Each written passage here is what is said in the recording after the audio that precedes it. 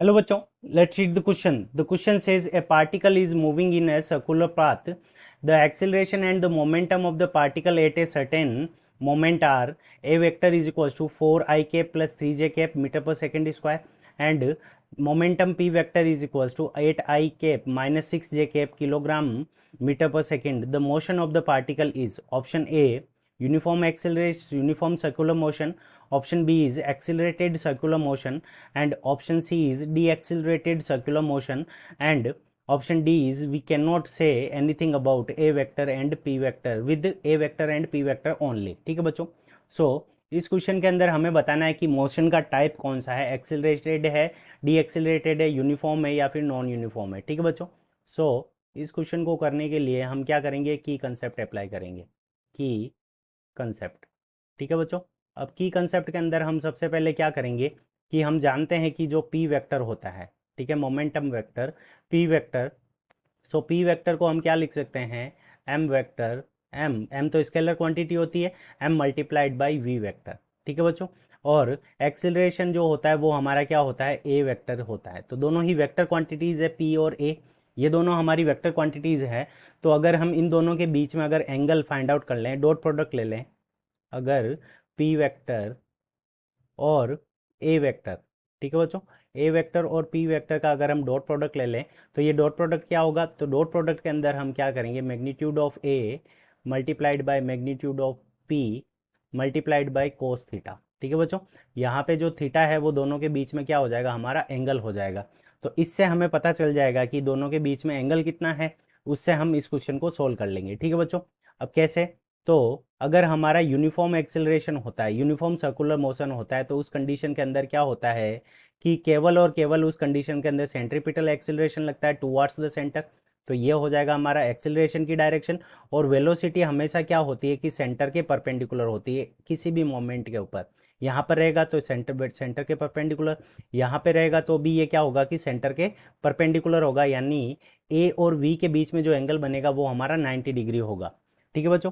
तो अब हम सबसे पहले क्या करते हैं कि इस क्वेश्चन के लिए दोनों का क्या करते हैं कि डॉट प्रोडक्ट निकालते हैं. तो यहाँ पे हमारे पास में हो जाएगा ए वेक्टर डॉट पी वेक्टर. ठीक है बच्चों, ए वेक्टर डॉट पी वेक्टर. तो ए वेक्टर की वैल्यू हमें कितनी गिवन है, 4 I cap, 4 I cap plus 3 J cap. और इन दोनों का डॉट प्रोडक्ट निकालना है किसके साथ में, 8 I cap minus 6 J cap. ठीक है बच्चों. तो अब अगर इन दोनों का डॉट प्रोडक्ट निकालें तो यहाँ से हमारे पास में आई मल्टीप्लाइड बाई आई, तो ये 1 हो जाता है, आई और जे को मल्टीप्लाई करें तो 0 हो जाता है. तो 4 को 8 से मल्टीप्लाई करेंगे तो यहाँ पे हमारा कितना आ जाएगा, 32. और 3 को 6 से मल्टीप्लाई करेंगे तो यहाँ से कितना आ जाएगा, -18. ठीक है बच्चों. इज इक्वल्स टू यहाँ पे हमारे पास में कितना आ जाएगा, ये आ गया 14. अब ये किसके इक्वल होना चाहिए, ये होना चाहिए मॉड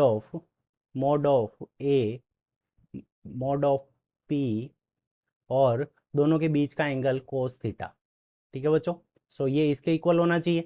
अब देखो ए का अगर हम मोड निकालेंगे तो 4 का स्क्वायर प्लस 3 का स्क्वायर और उसका स्क्वायर रूट लेंगे तो यहाँ पे इसका मोड कितना आ जाएगा, 5 मल्टीप्लाइड बाई 8 का स्क्वायर 64 और 6 का स्क्वायर 36, 64 और 36 और फिर उसका स्क्वायर रूट लेंगे तो यहाँ पे ये हमारा कितना आ जाएगा, 10 कोस थीटा.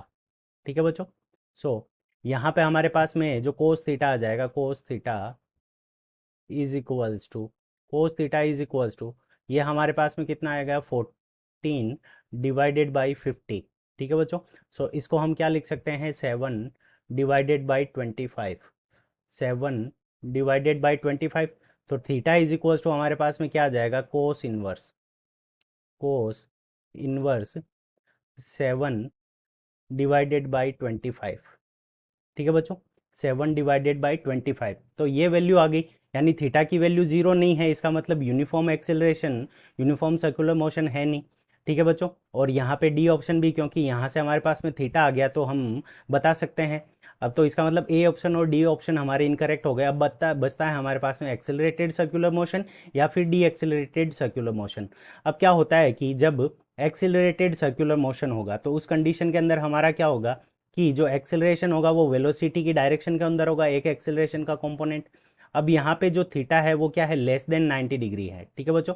सो यहाँ पे एक्सेलरेशन की कुछ डायरेक्शन रही होगी ये, और वेलोसिटी की हमारी डायरेक्शन क्या होती है, ऑलवेज परपेंडिकुलर, ठीक है बच्चों, सेंटर के हमेशा क्या रहती है, परपेंडिकुलर। तो एक्सेलरेशन की एक जो कंपोनेंट होगा वो क्या होगा, वेलोसिटी की डायरेक्शन के अंदर होगा, और एक क्या होगा कि यहाँ पे इस डायरेक्शन के अंदर रहेगा, जो इसको क्या करेगा कि सर्कुलर मोशन प्रोवाइड करेगा।